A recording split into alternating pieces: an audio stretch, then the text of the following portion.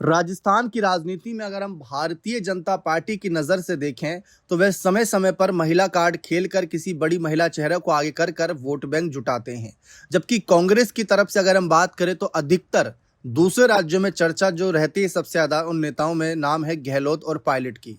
महिला नाम इसमें कम दिखता है। तो क्या इसी दाव को चलने के लिए राहुल, सोनिया, प्रियंका ने एक अलग रणनीति अपना ली है? क्या कांग्रेस अध्यक्ष मल्लिकार्जुन खड़गे समय समय पर जो दिव्या मदेरणा को लेकर कोई बड़े फैसले लिए गए हैं पार्टी के अंदर, क्या अब उसको एग्जीक्यूट करने का टाइम आ चुका है? समझिए, देखिए, दिव्या मदेरणा साल 2023 के विधानसभा चुनाव में उतरी थी, लेकिन उनको हार का सामना करना पड़ा।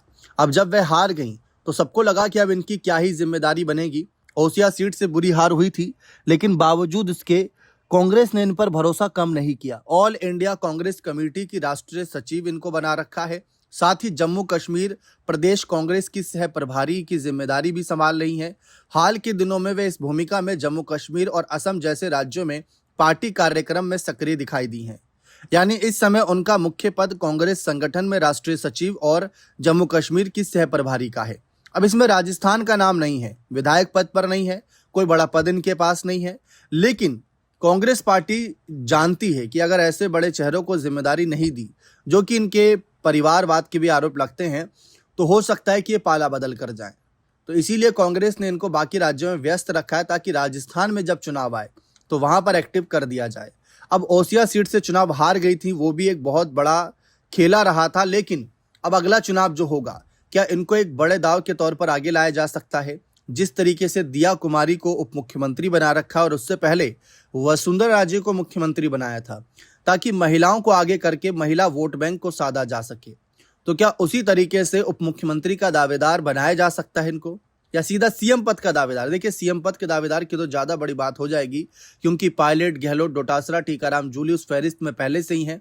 लेकिन हाँ, अगर दिव्या मदेरणा को एक चेहरा बनाया जाता है तो जाट चेहरा है, महिला चेहरा है, और उनके परिवार की पश्चिमी राजस्थान में राजनीतिक प्रभाव भी रहा है। वह संगठन और राज्य, जब कांग्रेस सत्ता में थी, के मुद्दों पर खुलकर अपनी बात रखने के लिए जानी जाती थी। तो ये समझिए कि इनका जो फायदा है, मतलब इनको आगे लाने का फायदा है, वह उप मुख्यमंत्री जैसे पद अगर चेहरा बनाया जाए तो जातीय संतुलन, क्षेत्रीय प्रतिनिधित्व, वरिष्ठता और केंद्रीय नेतृत्व का निर्णय बहुत कुछ मायने रखेगा।